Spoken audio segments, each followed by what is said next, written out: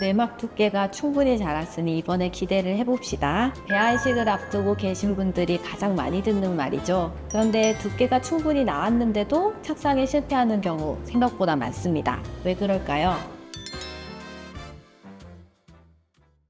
이식 시점에서 자궁 내막 두께는 보통 적어도 7에서 8mm 이상일 때 가장 이상적이라고 봅니다. 그 미만이면 임신율이 떨어질 수 있고요. 하지만 이것은 절대적인 기준은 아닙니다. 4, 5mm 정도의 두께에서도 임신에 성공하시는 분들이 많이 있습니다. 단순히 두께뿐만 아니라 패턴도 중요합니다. 내막이 배아를 잘 받아들일 준비가 되면 초음파상에서 뚜렷한 세 줄 트리플 레이어라고 부르는 3중선 패턴이 나타납니다.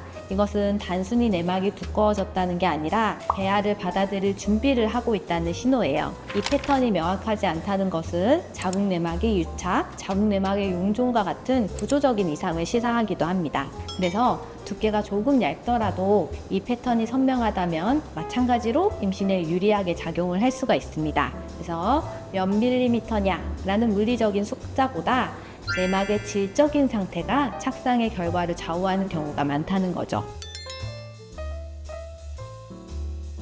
두 번째는 배아가 안착할 공간 자체의 상태입니다. 자궁 근종이나 선근증, 자궁 내 용종, 기형, 유착 이런 것들이 구조적 이상이라고 얘기를 하는데 이것은 배아가 내막에 자리 잡는 것을 물리적으로 방해를 합니다. 그리고 만성적인 자궁 내막에 염증이 있거나 과거에 소파 수술을 여러 번 받아서 내막의 기저층이 손상된 경우에는 내막이 제대로 자라지 못하고 배아를 받아들이는 수용성도 떨어지게 됩니다. 이런 자궁강 안쪽 상태는 질초음파나 자궁 낭관 조영술 그리고 가느다란 자궁 내시경을 직접 넣어 들여다보는 자궁경 검사로 확인을 하게 됩니다. 다행히 많은 경우가 개선이 가능한 경우들이 많은데 용종이나 중격은 수술로 제거를 하고 염증은 항생제로 치료하는 것처럼 다른 처치로 도움을 받을 수가 있습니다. 세 번째는 눈에 잘 안 보이는 하지만 중요한 요소인 바로 자궁으로 흐르는 피, 혈류입니다. 배아가 잘 착상을 하려면 영양분, 호르몬이 끊임없이 공급이 되어야 합니다. 그래서 혈전 성향이 중요한데 혈전이라는 것은 피가 쉽게 뭉쳐서 붓는 것을 말합니다. 착상이 일어날 때는 아주 많은 미세한 새 혈관이 만들어져야 하는데 이 혈관들을 막히게 하는 이런 미세 혈전들이 착상과 태반 형성에 부정적인 영향을 줄 수 있고요. 이것이 반복 착상 실패나 습관성 유산의 숨은 원인이 되기도 합니다. 그래서 간단한 혈액 검사를 통해서 혈전 성향이 확인이 되면 아스피린이나 헤파린과 같은 항혈전제나 항응고제로 착상률을 높일 수가 있습니다. 네 번째는 몸 전체의 환경, 호르몬과 면역입니다. 먼저 난포가 자라면서 나오는 에스트로겐은 내막을 두껍게 키우고 배란 이후에 나오는 프로게스테론은 자궁 내막을 유지하면서 배아가 잘 안착할 수 있도록 탈락막을 만들고 자궁이 수축하지 않게 도와줍니다. 자궁 내막이 배아를 받아들이는 시간은 한 달 중에 단 며칠뿐입니다. 이를 우리는 윈도우, 착상의 창문이라고 표현을 하는데 프로게스테론 호르몬이 분비되기 시작한 시점부터 일정한 시점에 문이 열립니다. 이 호르몬 균형이 깨지면 배아와 내막의 타이밍이 어긋나서 임신이 되지 않는데 동결배아 이식할 때 이제 선생님이 지정해준 시간에 정확히 질정이나 프로게스테론 주사를 시작을 해야 되는 이유가 바로 이것 때문입니다.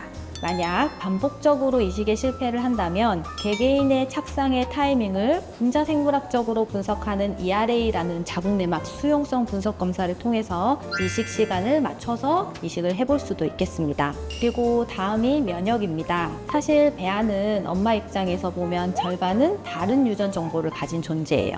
그래서 면역 조절이 이상이 생기면 몸이 배아를 외부 물질로 오인을 하고 공격을 해서 착상을 거부할 수 있습니다. 이것도 혈액 검사로 확인을 합니다. 이 중에 대표적으로 많이 알고 계시는 것 중 하나가 자연살해 세포, NK 세포인데 이 수치가 지나치게 높거나 활성도가 강하면 배아를 공격할 수도 있습니다. 그리고 이외에도 다른 여러 자가 면역 항체들이 있는데 이것은 자신의 조직을 공격하는 항체들로부터 착상을 방해하게 됩니다.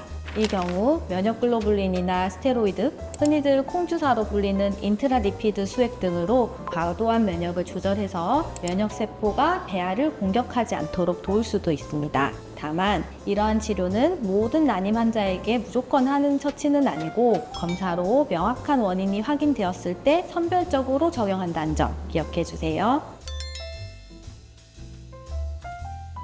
여기까지 다 확인하고 치료했는데도 내막이 계속 얇거나 착상에 거듭 실패한다면 주치의의 판단 하에 시도해 볼 수 있는 추가 카드들이 있습니다. 첫 번째는 고용량 에스트로겐, 프로기노바, 에스트라다이올 주사 같은 제제를 장기간 또는 고용량으로 써서 내막 성장을 유도할 수 있습니다. 두 번째로 PRP 시술이 있는데 본인 혈액에서 뽑아서 처리한 혈소판 풍부 혈장을 자궁 안에 직접 넣어 7mm 미만의 얇은 내막의 두께를 향상시키고 배알을 받아들일 수 있는 자궁 내막 수용성을 높이는 방법입니다. 셋째, 자궁 내막 장술이라는 것도 있습니다.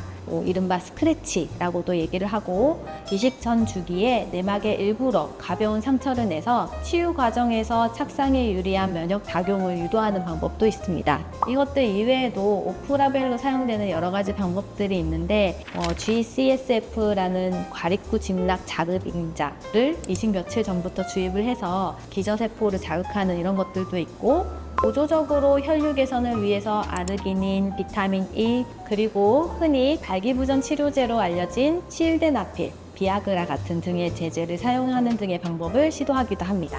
그러나 이러한 보조적인 처치들은 여러 연구마다 임신율이나 출산율에 미치는 영향이 일관되지는 않아서 선별적으로 시행된다는 점도 알아두시면 좋겠습니다. 자궁 내막은 두께라는 숫자 하나로 평가되는 게 아니라 패턴이나 구조, 혈류, 호르몬, 면역까지 여러 조건이 함께 맞아떨어질 때 비로소 좋은 토양이 됩니다. 그리고 중요한 건 오늘 말씀드린 보조 치료들 중 모두에게 똑같이 듣는 정답은 아직 없다는 거예요. 광고나 인터넷 글에 흔들리기보다 개개인 각자의 상태를 바탕으로 담당 선생님과 상의해서 나에게 맞는 방법을 찾는 것, 그게 가장 빠른 길일 수 있습니다. 도움이 되셨다면 구독과 좋아요로 응원해주세요. 다음 영상에서 또 만나요. 감사합니다.